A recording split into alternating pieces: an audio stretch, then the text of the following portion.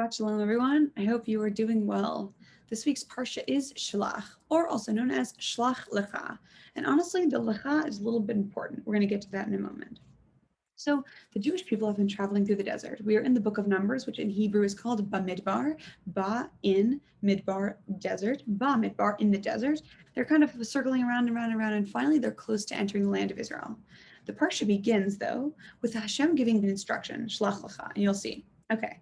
By Deber Hashem el Moshe Lamor, and God spoke to Moses saying, Shlach Lecha, send Lecha for yourself, Anashim ve'yituru et haaretz Canaan asher ani noten livnei Yisrael. Send people, send Anashim to go scout out the land that I gave to Bnei Yisrael. Why is God commanding Moshe to send out scouts to the land? If we're just reading this at face value, and it's send for yourself, and if we're saying send for yourself, it sounds like Moshe himself is asking for people to be sent.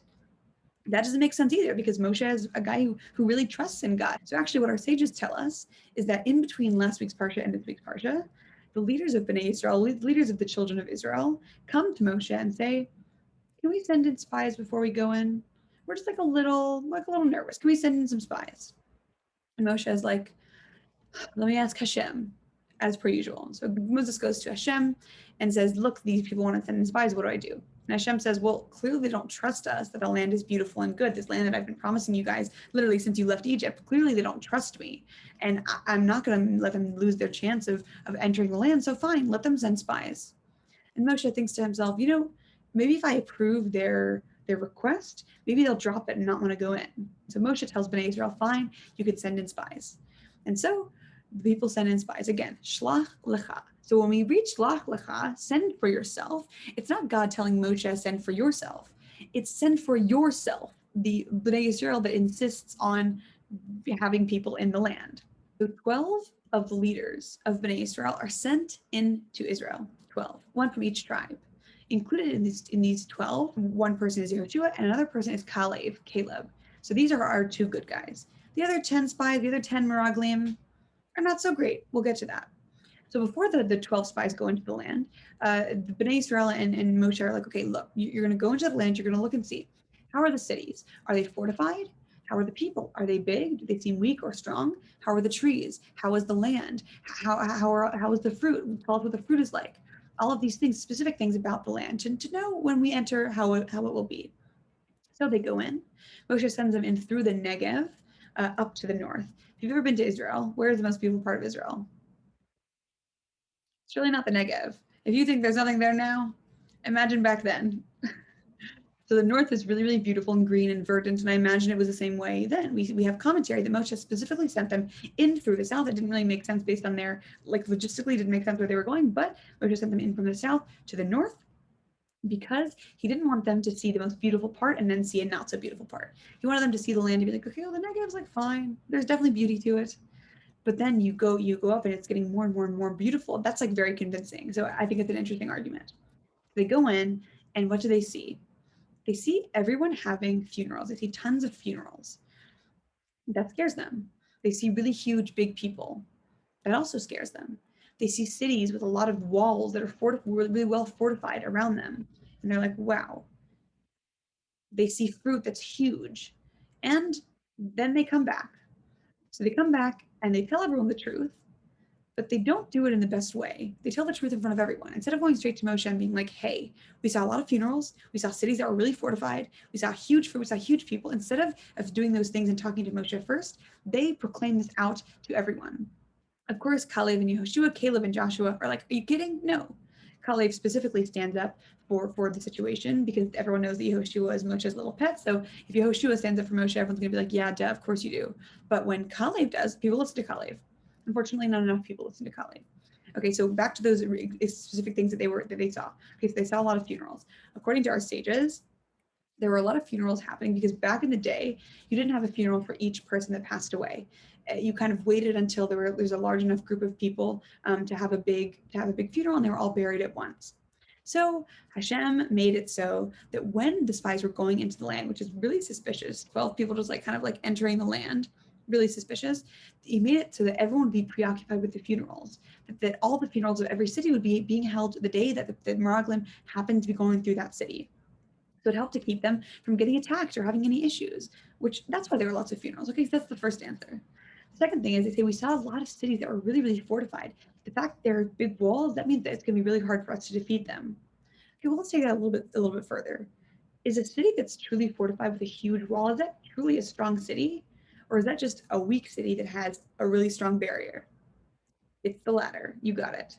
So the cities aren't necessarily so incredibly strong. They're just weak and therefore they have big walls around them. So these things are just taken out of context.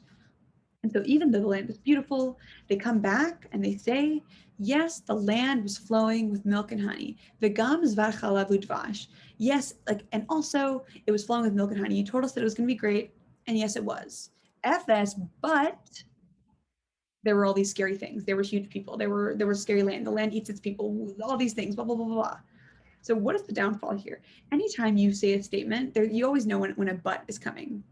Like if you're saying something like, yeah, I went out to dinner with them. They're really, really nice. They have really cool jobs, but and then comes something not so nice. The Meraglim knew what they were doing. They are kind of nervous to go back and to go into Eretz Yisrael. They're nervous to not be in the midbar in the desert anymore. But alas, this is what they do. They tell the people in public, and out comes a terrible hysteria.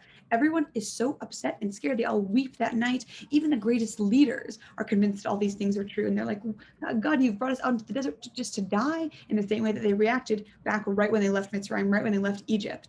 And we're like, oh my gosh, we don't have water. What are we going to do? This literally has happened over and over and over and over. And Bnei Israel refuses to learn. I have empathy for them. I certainly do.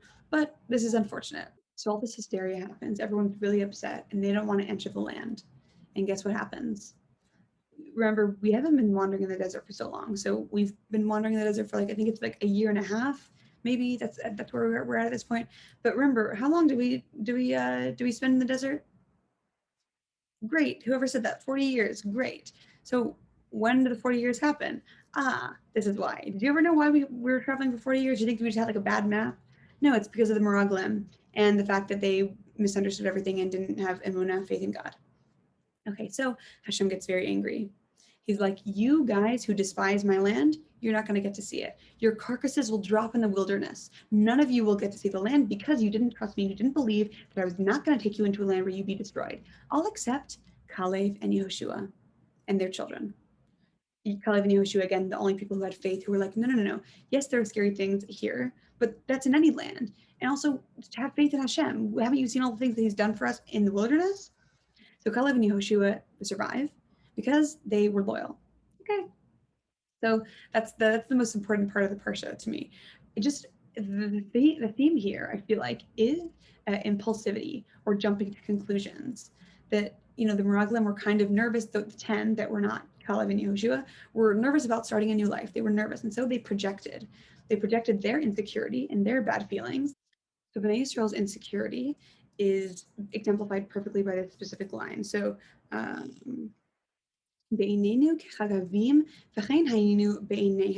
we were grasshoppers in our eyes, and so we were grasshoppers in their eyes. Ain't that the truth? Anytime you feel inferior, anytime you decide that you're inferior, you see yourself as inferior in others' eyes. They may see you and be like, wow, they're great. But because you feel that way about yourself, you're never going to believe that anyone else sees you in any greater way. It's a really, really powerful line. There are very few lines, I feel like, in the Torah that you read it and you're like, okay, there's the lesson right there. You don't even need to delve any deeper. We were grasshoppers in our eyes, and so we were grasshoppers in theirs. I was not great in my eyes, and so I was not great in theirs. And it doesn't matter what anyone else tells you. If you don't believe you can do it, if you don't believe that you're great, if you don't believe that you're not a grasshopper, you can't do it. I think that's an amazing message. So don't be impulsive. Don't jump to conclusions. If Hashem gives you a land, you take the land, and believe in yourself. Shabbat shalom.